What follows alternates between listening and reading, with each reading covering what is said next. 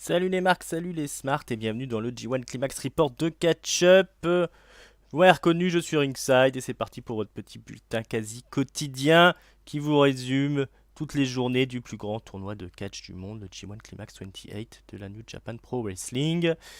On est la 12e journée, on est dans le bloc B et on démarre le show avec Ishii qui affronte Tama Tonga.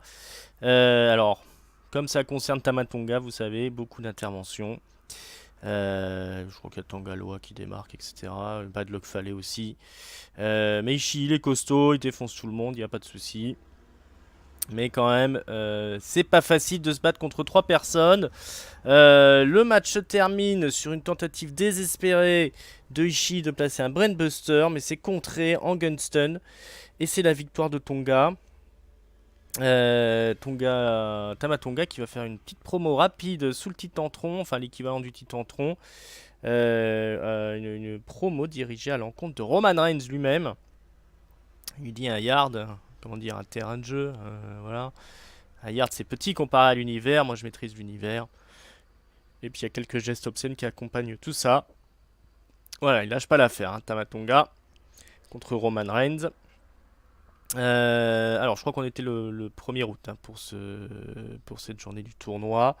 Donc voilà, un match pas trop mal, 2 étoiles et demie, ça casse pas 3 pattes à un canard.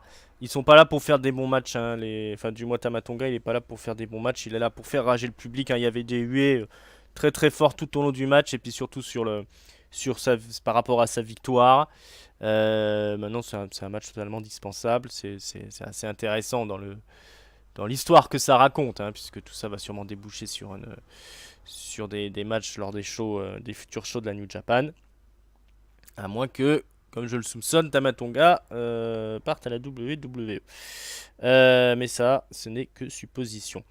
Ensuite, Sanada affronte Juice Robinson. C'est la jeunesse hein, là, qui s'affronte. Sanada que je considère un petit peu comme le futur de la New Japan face à Juice Robinson. Le Gaijin qui a la cote en ce moment. Esquive sur esquive ce match. Hein, c'est-à-dire qu'à chaque fois que quelqu'un va tenter quelque chose, l'autre va esquiver.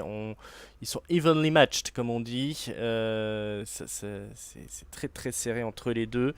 On va avoir une séquence à l'extérieur du ring où ils vont pas cesser d'échapper l'un à l'autre à chacun de la prise de l'autre. Sanada, un peu fâché, va réussir à bloquer Juice Robinson dans le Skull End au milieu du public. Il va l'endormir et puis il va le laisser là par terre au milieu des gens. Mais bon, Juice Robinson va réussir à revenir dans le match. Juice Robinson qui a toujours son plâtre à la phalange, mais il va aussi l'enlever pendant le match comme il l'avait fait la dernière fois pour pouvoir utiliser sa main. Parce que s'il utilise le plâtre, il est disqualifié. Et puis comme il est gaucher, ça handicape un petit peu quand il distribue des gros coups de poing comme il en a le secret. Mais Juice Robinson il va pas s'arrêter là parce qu'il va aussi piquer l'enchaînement Skull End et Moonsault de Sanada. Mais évidemment Sanada va esquiver. Et donc ça continue comme ça tout le match. Hein. Alors vraiment des jolis enchaînements de contre et de recontre. Et à la fin d'une longue séquence de ce type, Juice Robinson va réussir à placer le Pulp Friction. Pulp Friction pour la victoire, le kill switch. Hein. Vous connaissez peut-être plutôt sous ce nom-là. La prise. Et donc victoire de Juice Robinson qui marque à nouveau 2 points. Lui qui avait si mal démarré le tournoi. Qui est les défaites. Voilà, très bon match. J'ai mis 3 quarts. C'est pas indispensable, mais c'était fort distrayant. Ensuite, on continue dans la distraction avec Naito qui affronte Yano. Tetsuya Naito qui arrive à la cool hein, avec tout son costume, donc il met 1 heure à l'enlever, ce qui énerve un peu Yano qui est pressé. Hein, donc Yano enlève son t-shirt, il remet son t-shirt parce que tout ça est trop long. Le match démarque, alors Yano encore une fois très très énervé, très très en panique, ça va s'exporter à l'extérieur du ring, il va tenter, en fait tout ce que va tenter Yano comme tricherie, hein. Il n'est pas venu en mode fair play cette fois-ci, le bon Toru Yano, tout ce qu'il va tenter comme tricherie ça va un peu se retourner contre lui, par exemple il veut attacher les mains de Naito avec les straps hein, qu'ils ont au poignet là, Il veut l'attacher à une barricade, mais c'est finalement Naito qui l'attache. Yano va devoir arracher la barricade pour revenir dans le ring. D'ailleurs, il a failli emplâtrer quelques personnes du public quand il a arraché la barricade. Elle n'est pas partie dans le bon sens.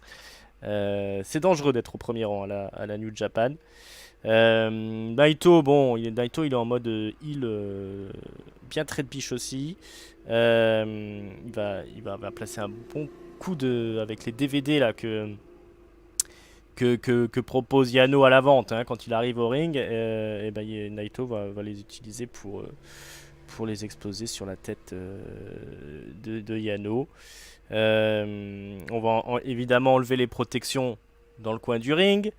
Mais c'est d'abord Yano qui se les mange, mais finalement Naito va se les bouffer aussi, il va se les bouffer 3 fois. Dans le dos, dans la face, il va même se prendre une catapulte. Mais bon, Naito, il est malin, au premier F-Bump venu, il réussit à placer un low blow, et il enchaîne sur le Destino.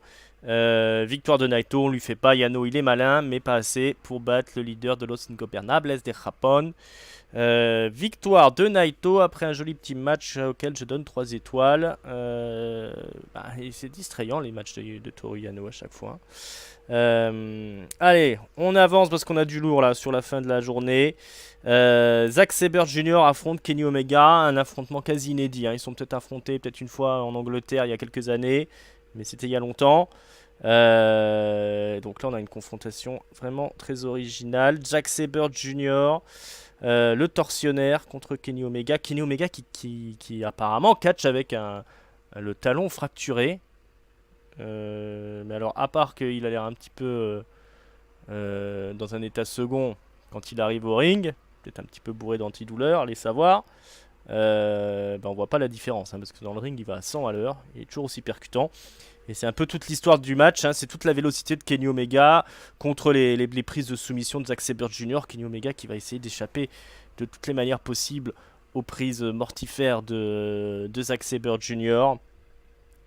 Et ça donne un super match, hein, parce que Zack Sabre Jr. évidemment il va réussir à remplacer quelques-unes, et quand il va remplacer ça va faire mal, mais derrière Kenny Omega va toujours revenir et placer des gros V-triggers, il va y aller très très bourrin, hein, Omega sur ce coup là, des grosses lariats, des gros coups d'assommoir. Vraiment, il va jouer la puissance, hein, face à Zack Sabre Jr. qui va s'en manger, mais qui va toujours réussir à placer de temps en temps une bonne grosse prise de soumission qui va bien faire mal et bien handicaper, surtout à la jambe, hein, de Kenny Omega. À tel point qu'à la fin, Omega est complètement dépassé. Il peut juste réussir à s'échapper des prises. Il n'arrive plus à rien à placer. Mais il réussit à piéger Zack Sabre Jr. dans un crucifix roll-up. Et en quelque sorte, c'est le hold-up. Il gagne le match. Il ne se sera pas imposé de manière indiscutable, Kenny Omega. Mais en tout cas, il aura gagné le match.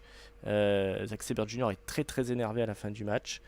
Belle victoire de Kenny Omega à l'arraché. On espère revoir ce type de match. Moi j'ai donné 5 étoiles parce que c'était confrontation de style, très très bien foutu, il y avait du suspense.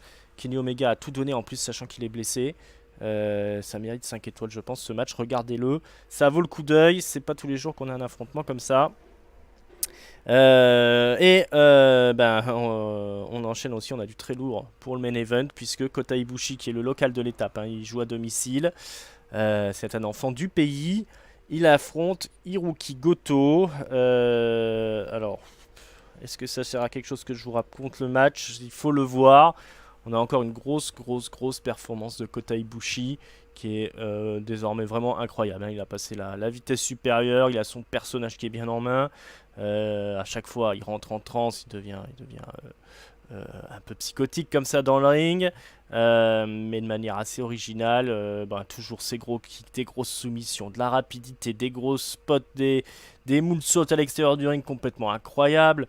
Il va à 200 à l'heure. En face, Hiroki Goto est exceptionnel dans son selling. Et puis dans ses retours dans le match où il va placer à chaque fois des grosses prises. Tout son arsenal le plus violent, hein. Il va passer son finisher là. Alors j'ai pas le nom là où il fait une souplesse qui se termine en lariat et il encasse son adversaire au sol. Des GTR, il va tout tenter, des grosses lariats, on va s'envoyer aussi des claques dans la gueule. C'est du strong style à 200%. Ibushi est fabuleux. Ça se termine sur un last ride de Ibushi sur Goto qui est à bout de force. Goto qui arrive encore à se dégager au compte de 2 superbes dégagements là où là, il a comme un spasme comme ça pour se réveiller. Ibushi va l'achever avec le Kamagoye, son coup de genou destructeur. Après un match acharné, alors 5 étoiles plus, hein, le match, alors vous donnez ce que vous voulez, 5 étoiles et demie, 6 étoiles. Mais il faut regarder ce match là aussi, c'était exceptionnel. Ibushi qui est passé à un autre level et Goto qui est très fort dans ce tournoi. Ça va jouer entre lui et Ishii pour le rôle de MVP. C'était encore une très grande soirée. Ibushi, on veut en voir plus là, hein. Il est vraiment au top là en ce moment. Goto également, Omega également malgré ses blessures. Je suis quelque part soufflé par les qualités de ces matchs-là. Ça devrait continuer. Ainsi, on va passer au résumé des points. Où est-ce qu'on en est au niveau des scores? Alors, le bas de tableau pour ce bloc B, le bloc de la mort. Toruyano, malgré toutes ses tentatives, n'est qu'à 2 points. Hein. Il a qu'une victoire contre Ibushi, je crois. Tamadonga, malgré toutes ses tricheries, reste à 2 points. Juice Robinson est à 4 points. Tomohiro Ishii et Hiroki Goto, les MVP, sont à 4 points aussi. C'est mal payé, hein, le fait de faire les meilleurs matchs du tournoi. Au-dessus, Zack Sabre Jr. et Sanada sont à 6 points. Sont encore dans la course, hein, ces deux-là. Je pense que Goto et Ishii aussi, comme Robinson, mais ça va être très difficile. Il faudrait que les autres, tout le monde perde devant. Je suis pas sûr que ce soit possible. Hein. Et ensuite, Kota Ibushi est à 8 points. Tetsuya Naito est à 10 points. Et toujours en tête, Kenny Omega à 12 points, qui n'a pas perdu de match pour l'instant. Voilà, il y a du lourd qui arrive dans les jours qui viennent. Le suspense est là. On aura un Kenny Omega, Kota Ibushi qui reste fantastique si les mecs sont pas blessés avant, parce que ça commence à se sentir quand même, hein, après tous ces jours de match que les corps sont meurtris. J'espère que Omega est pas en train de se ruiner la santé. Enchaîner des gros matchs comme ça. On n'a pas d'informations claires sur la véracité de sa blessure, mais visiblement il a quand même un talon fracturé. Il paraît que tout le monde est blessé, hein, de toute façon. Mais ils vont aller jusqu'au bout, c'est ça le G1 Climax, c'est ce qui fait aussi la saveur de ce tournoi. Et je serai là pour vous raconter tout ça et j'espère que vous serez au rendez-vous. Voilà, pour le reste, auto-promo, vous avez de toute façon qui est dans le petit résumé en bas. N'hésitez pas à nous soutenir si vous le souhaitez. Surtout abonnez-vous si vous découvrez la chaîne. Et puis pour le reste, moi je vous dis à très bientôt. Ciao ciao.